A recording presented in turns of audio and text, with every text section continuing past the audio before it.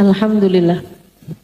Wassalatu wassalamu ala Rasulillah Muhammad ibn Abdillah wa ala alihi wa sahbihi wa man walah. Subhanaka la ilma lana illa ma 'allamtana innaka antal alimul hakim. Rabbi shrah li sadri wa yassir li amri wahlul 'uqdatan min lisani yafqahu qawli, amma ba'du. Alhamdulillah, sama-sama kita sayangi sahibatul majlis ukhtina rahimah beserta segenap keluarga besar dari Majelis Ta'lim Ar-Rahimah. Kita doakan semoga senantiasa dalam rahmat ridha Allah Subhanahu wa taala. Rahimah dan beserta seluruh keluarganya serta segenap panitia dari Majelis Ta'lim Ar-Rahimah, panjangkan umurnya, sehatkan badannya, dimudahkan urusannya, kabulkan hajatnya, semakin dicinta Allah Subhanahu wa taala dan Rasulnya. Para hubabah, Umi Lulu, Maula Khela, Hubabah Khadijah Segaf, kita doakan semoga semuanya dalam limpahan rahmat ridha Allah Subhanahu wa taala.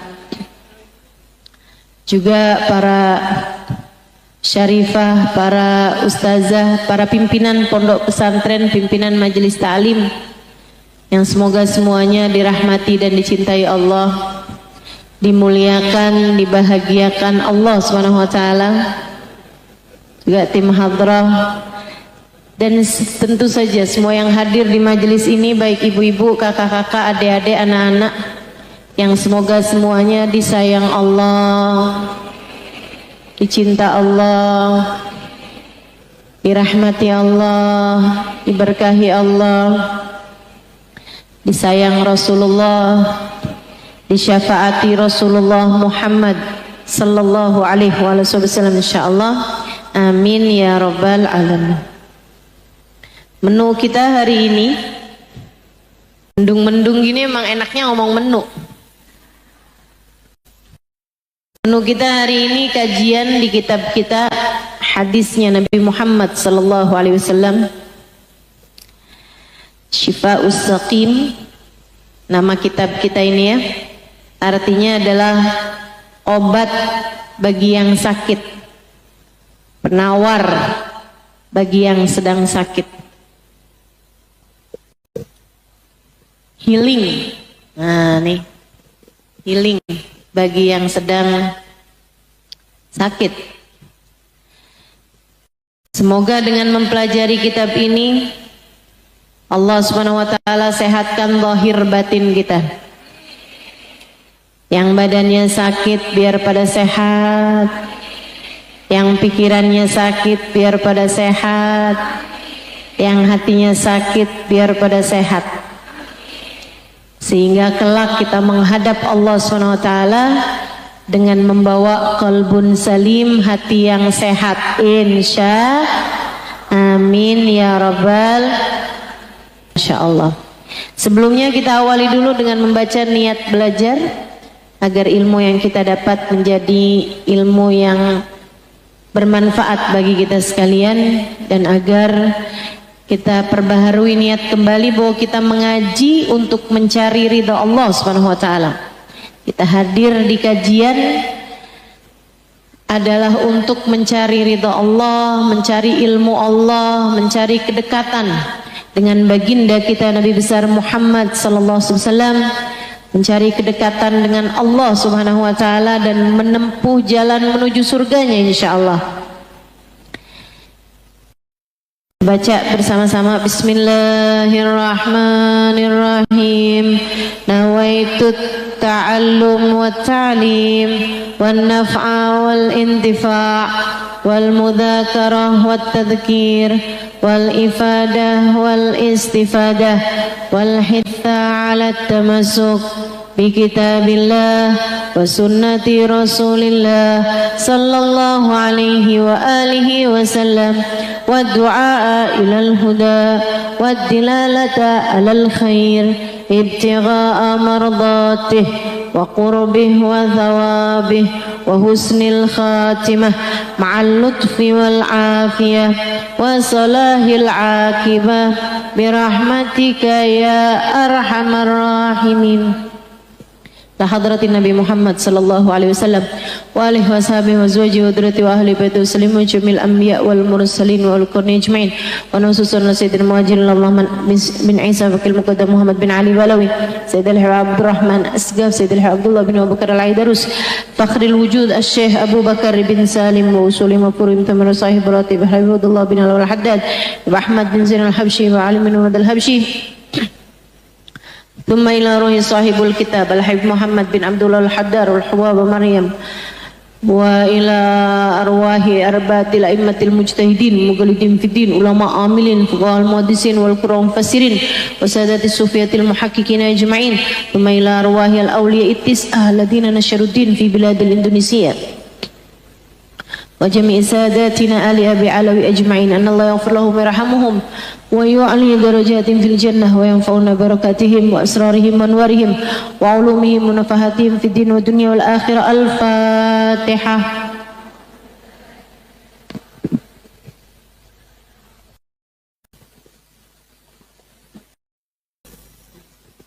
Bismillahirrahmanirrahim. Hadis kita sampai di hadis yang nomor 7 dari huruf jim. Huruf jim. Qala Rasulullah sallallahu alaihi wa alihi wasallam. Berkata baginda kita Nabi besar Muhammad sallallahu alaihi wasallam, al-jum'atu hajjul fuqara. Al-jum'ah hajjul fuqara. Al-jum'ah hajjul fuqara. Rawahu Ibnu Asakir. Al-jum'ah hajjul fuqara. Langsung hafal nih kita nih. Al-jum'ah hajjul fuqara. Al-jum'ah hajjul fuqara. Al-jum'ah, Jumat, hajjul fuqara, hajinya orang-orang fakir. Jumat adalah haji bagi orang-orang fakir. Rawahu Ibnu Asakir, hadis diriwayatkan oleh Ibnu Asakir. Belum kita bahas hadisnya? Yuk baca 3 kali hadis ini biar berkahnya hadisnya kita dapat insyaallah. Qala Rasulullah sallallahu alaihi wa alihi wasallam, al-jum'atu hajjul fuqara. Rawahu Ibnu Asakir. Qala Rasulullah sallallahu alaihi wa alihi wasallam, al-jum'atu hajjul fuqara. Rawahu Ibnu Asakir. Qala Rasulullah sallallahu alaihi wa alihi wasallam, al-jum'atu hajjul fuqara. Rawahu Ibnu Asakir. Sadaqallahu wa sadaqa rasuluhun nabiyul wafiyul karim wa nahnu ala dhalika minasyahidin wasyakirin walhamdulillahi rabbil alamin. Nabi Muhammad mengatakan dalam hadisnya yang kali ini, al-jum'ah, Jumat, hajjul fuqara adalah hajinya al-fuqara, orang-orang fakir. Apa maksudnya? Punya banyak maksud, punya banyak hikmah, punya banyak informasi dari hadis Nabi Muhammad sallallahu alaihi wasallam ini. Yang pertama, Jumat itu bisa berarti hari Jumat, bisa juga berarti sholat Jumat. Kalau ia berarti adalah sholat Jumat, maka hadis ini sedang menceritakan tentang fadilah sholat Jumat yang setara dengan haji, terutama bagi orang-orang yang tidak mampu untuk haji. Kalau punya punya arti al-jum'ah sebagai hari Jumat. Maka hadis ini sedang menceritakan tentang fadilah hari Jumat, yang mana hari Jumat itu hari yang mulia, bahkan Nabi hingga menyetarakannya dengan hari-hari haji. Yang kita semuanya tahu bahwa hari haji atau bulan haji adalah bulan yang sangat mulia, di mana orang-orang berangkat menunaikan ibadah haji pada bulan tersebut.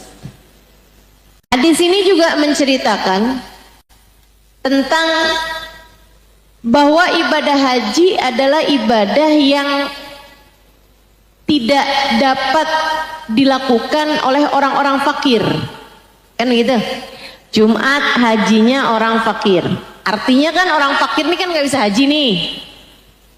Secara umum kebanyakan orang fakir nggak bisa berangkat pergi haji, karena memang haji itu hanyalah untuk orang yang mampu. Apalagi kalau dari Indonesia, mahal, ibadah yang mahal. Itu sebabnya Nabi Muhammad menceritakan bahwa haji itu ibadah mahal, ibadah yang memang tidak mudah dilakukan oleh orang-orang, terutama oleh orang-orang fakir. Ibadah haji. Jadi hadis ini juga sedang menceritakan bahwa haji itu memang tidak untuk semua orang. Haji itu hanya untuk yang mampu, baik mampu secara finansial maupun mampu secara kesehatan badan. Kemudian Nabi Muhammad dalam hadis ini juga menceritakan, nanti kita bahas satu-satu ya. Jadi yang pertama tadi tentang fadilahnya sholat Jumat. Kemudian yang kedua tentang fadilahnya hari Jumat. Kemudian yang ketiga tentang ibadah haji, bahwa haji itu adalah sesuatu hal yang tidak untuk semua orang, hanya bagi mereka yang mampu aja. Karenanya Nabi Muhammad menceritakan bahwa Jumat adalah hajinya orang fakir, karena orang fakir nggak bisa haji, jadi ya Jumat itulah gitu. Kemudian yang keempat, Nabi Muhammad sedang menceritakan tentang keutamaannya orang-orang fakir di sisi Allah Subhanahu wa taala, bahwa Allah Subhanahu wa taala menjadikan mereka istimewa dengan salah satunya adalah bahwa orang kalau mampu itu wajib pergi haji, orang kalau fakir dia Jumat aja udah dapat pahalanya haji. Begitu kan? Yuk kita bahas satu demi satu. Yang pertama, sholat Jumat. Sholat Jumat itu adalah sholat yang sangat penting. Sholat paling utama dalam tiap minggu adalah sholat Jumat. Meskipun sholat ini hanya diwajibkan untuk kaum laki-laki, yang perempuan nggak wajib Jumat. Ustaz, apa hukumnya kalau perempuan ikutan sholat Jumat? Boleh, asal memang masjidnya mengadakan sholat Jumat. Dan itu tidak umum di negeri kita, tapi umum di beberapa negara yang lain, salah satunya di Mekah, Madinah. Makanya kalau teman-teman nanya, Ustaz pernah sholat Jumat nggak?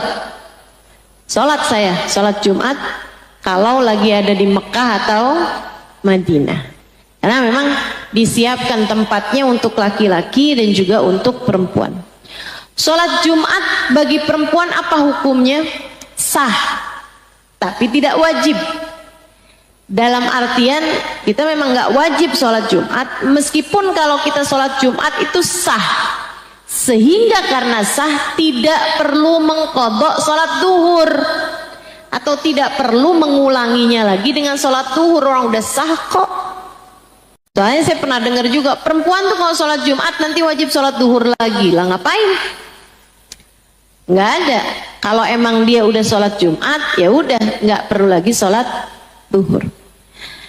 Kalau di negeri kita Ustazah atau di mana-mana yang memang nggak ngadain sholat Jumat, kita boleh nggak ikutan sholat Jumat? Ya kamu gimana mau duduk di mana? Masalahnya tuh kamu mau sholatnya tuh di sebelah mana? Masa mau sholat sebelahan kamu tiba-tiba jenggotan, sebelah kiri kumisan? Tidak memungkinkan untuk kamu melaksanakan sholat tersebut di tempat yang memang tidak mengadakannya. Jadi ya udah, perempuan emang di rumahnya masing-masing. Karena memang sholatnya perempuan di rumah lebih baik daripada sholatnya perempuan di masjid. Begitu katanya baginda Nabi besar Muhammad. Sholatul mar'a fi qa'ri baitiha. Sholatnya perempuan di bagian dalam rumahnya, di kamar rumahnya, itu lebih baik kata Nabi Muhammad daripada sholatnya di masjidku ini. Nah itu Nabi sedang menceritakan bahwa sebaiknya sih sering-seringnya perempuan tuh bagusnya sholatnya di rumah. Tapi kalau keadaan sedang memungkinkan untuk sholat di Masjid Nabawi atau di Masjidil Haram, ya jangan tinggal.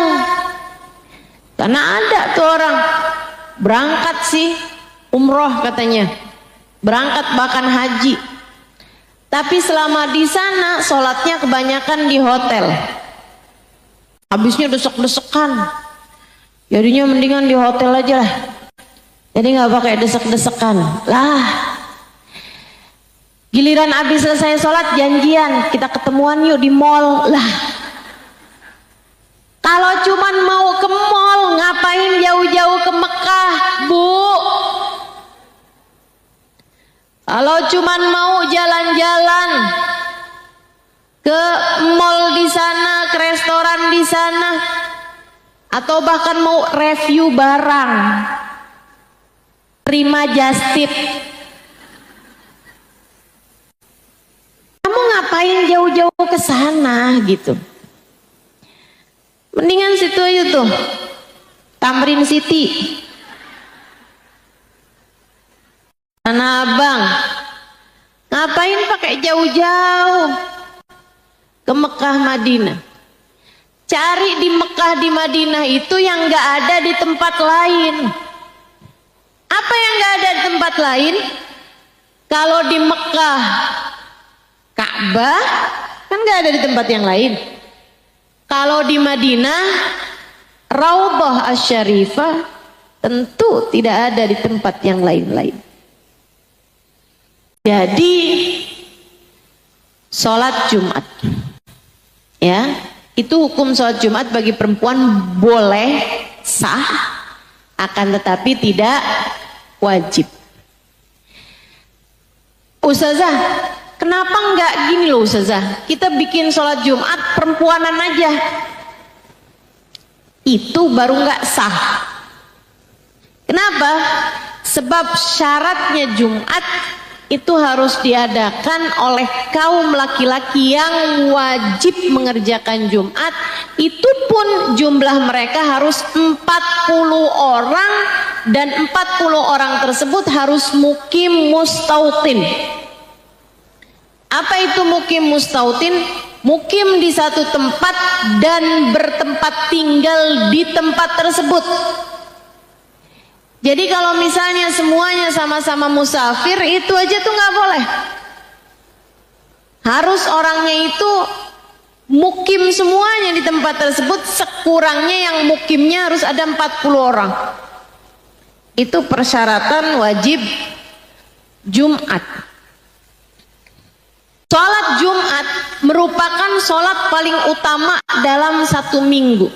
Teman-teman sekalian, saya pernah tinggal di kota Hadramaut, di kota Tarim, Hadramaut, Yemen, bersama dengan abang saya tahun 1998.